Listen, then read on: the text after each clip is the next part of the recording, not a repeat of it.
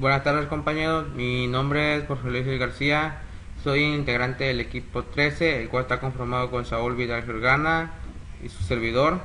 Somos de la carrera de Ingeniería Mecatrónica, nuestro maestro es el ingeniero Miguel Antonio Carabeo Casset y en este video vamos a hablar sobre las características de los semiconductores de potencia y sus aplicaciones. Vamos a hablar primero qué es un dispositivo semiconductor. Bueno, un dispositivo semiconductor es aquel que permite el paso de la corriente e intensidad y de igual forma lo impide. Los dispositivos semiconductores pueden ser de diferentes formas y de diferentes componentes. Entre los principales dispositivos de semiconductores que podemos encontrar en la materia son el diodo, el transistor y los transistores de tristores de potencia, Bueno, vamos a hablar primero de los diodos. Los diodos de potencia se caracterizan porque deben ser capaces de soportar una alta intensidad o una pequeña caída de tensión, y en el sentido inverso deben soportar una fuerte tensión negativa con una pequeña intensidad de fuga. Entre los diodos podemos encontrar tres tipos de diodos: el diodo Schottky, el diodo de respuesta rápida y el diodo de alta tensión. El diodo Schottky, cuando está conectado inversamente, soporta tensiones de 50 a 100 voltios con una pequeña intensidad de fuga. En el caso de los diodos de respuesta rápida se usan en circuitos de frecuencia alta, en el cual con ciertos interruptores sirven para recibir una respuesta inversa. Y en el caso de los diodos de alta tensión, como su nombre lo indica, son diodos especializados que aguantan voltajes elevados con intensidades elevadas. Esto sería todo de los diodos. En el caso de los transistores, existen tres tipos de transistores: los unipolares, los bipolares y los IGBT. Los bipolares podemos encontrar los BJT, que están divididos en dos formas, que son los que son PNP y los NPN. En el caso de los unipolares podemos encontrar muy pocos, como el UJT o el PUT, y en el caso de los IGBT es una combinación del MOSFET con el BJT. En sus parámetros, para comparar por qué son diferentes, o por decirlo así, cuál es mejor que otro, podemos comparar los IGBT con los transistores BJT, que son los bipolares. Podemos ver que su impedancia de entrada en el caso de los IGBT es más alta que los bipolares, que son los BJT. Su ganancia es mayor en el IGBT que al contrario del BJT.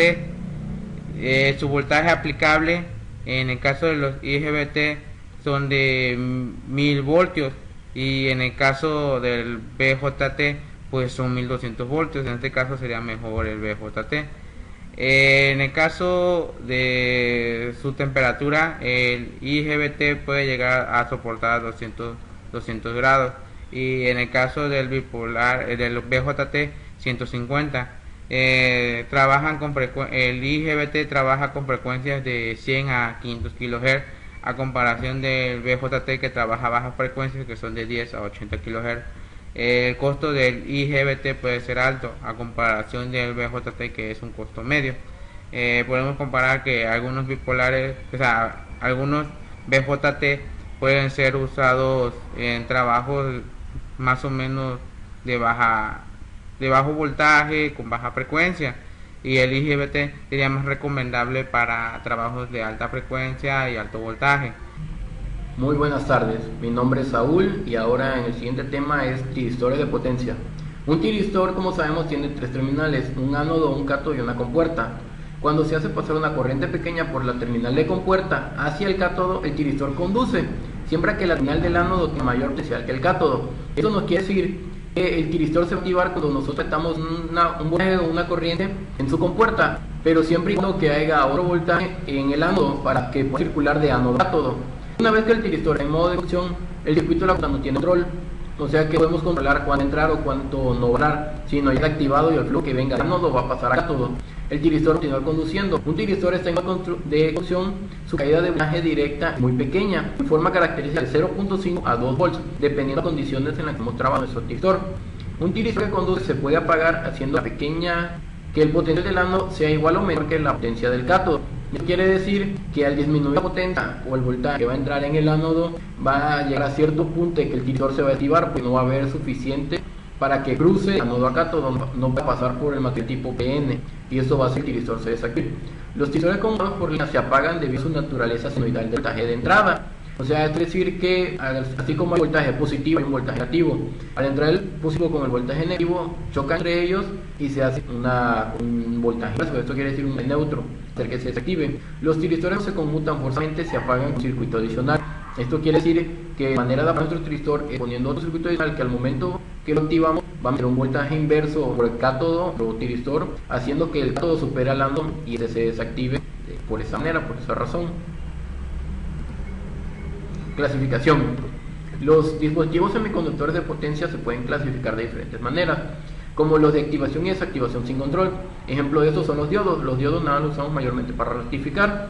Esto quiere decir que nosotros empezamos a meter el voltaje en el momento que conectemos la fuente y no se desactiva a menos que nosotros lo desactivemos. No se puede regular su activación y desactivación en un momento preciso.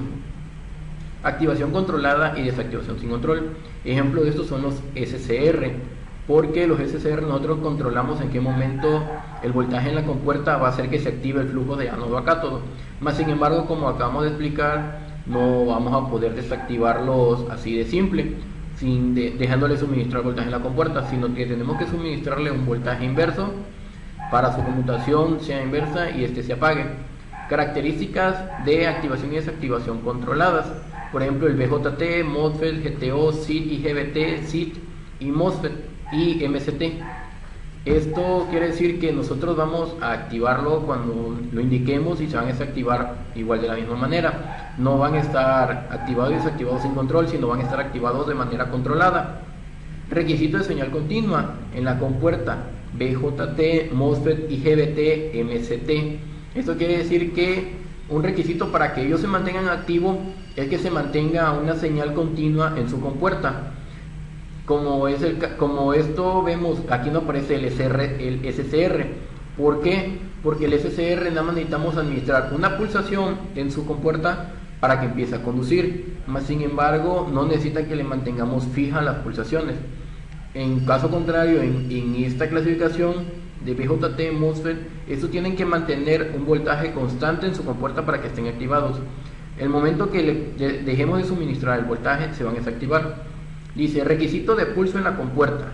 Por ejemplo, SCR, GTO, MCT. Esto nada más requieren una pequeña pulsación.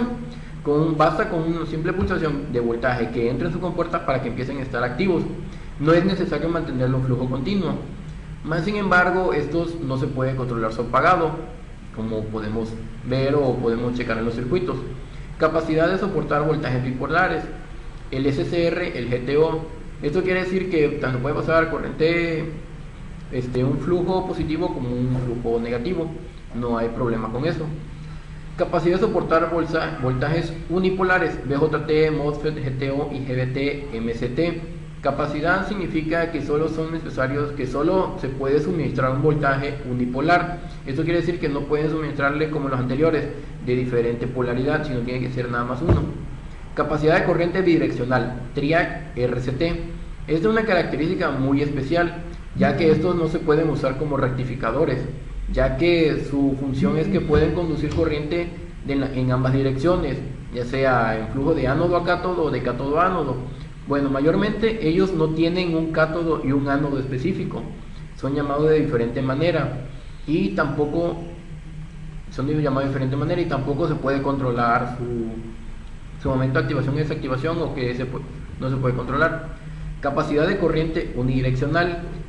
SCR, GTO, BJT, MOSFET, MCT, IGBT, SIT y diodo.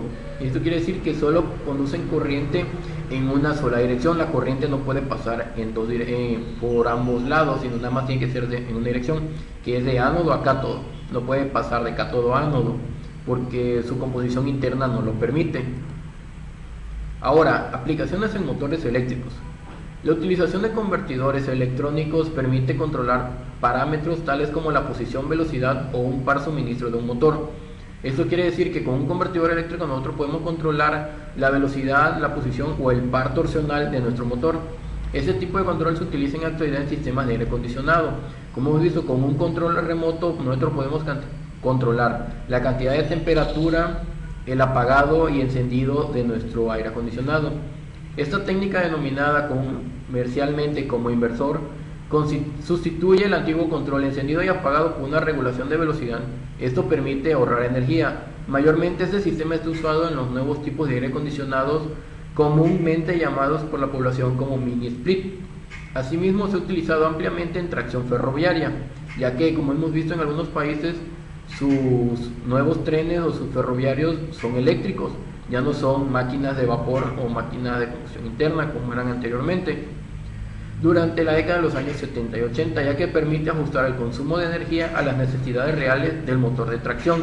En este caso, como vemos, podemos controlarlo. Anteriormente, como era por caldera, no se podía controlar correctamente o precisamente el flujo, sino conforme iba haciendo la quema del combustible, iba haciendo la velocidad, más no se podía regular. Las válvulas eran muy analógicas, todo era analógico, y esto daba ciertos grados de pérdida, o podría decirse de pérdida, o ciertos grados de que no podía, había ciertos errores. Dice, actualmente el sistema Chopper sigue siendo válido, pero no se emplea en la fabricación de nuevos vehículos, puesto que actualmente se utilizan equipos basados en motor trifásicos, mucho más potentes y fiables que el motor de colector. Esto quiere decir, como hemos visto en la actualidad, están saliendo los nuevos automóviles que son llamados híbridos, tienen un motor eléctrico y tienen un motor de combustión interna. Esto quiere decir que en el momento que se queda estable el carro, el motor de combustión interna deja de funcionar y entra el motor eléctrico. Más sin embargo, el motor eléctrico tiene que estar a la altura del motor de combustión interna. Por eso se usan motores trifásicos, porque esos motores pueden suministrar de manera eficiente la cantidad de voltaje correcta y corriente para que generen la misma potencia que un motor de combustión interna. Ya que si metiéramos un motor monofásico sería más complicado, generaría menos potencia y no tendríamos el mismo resultado.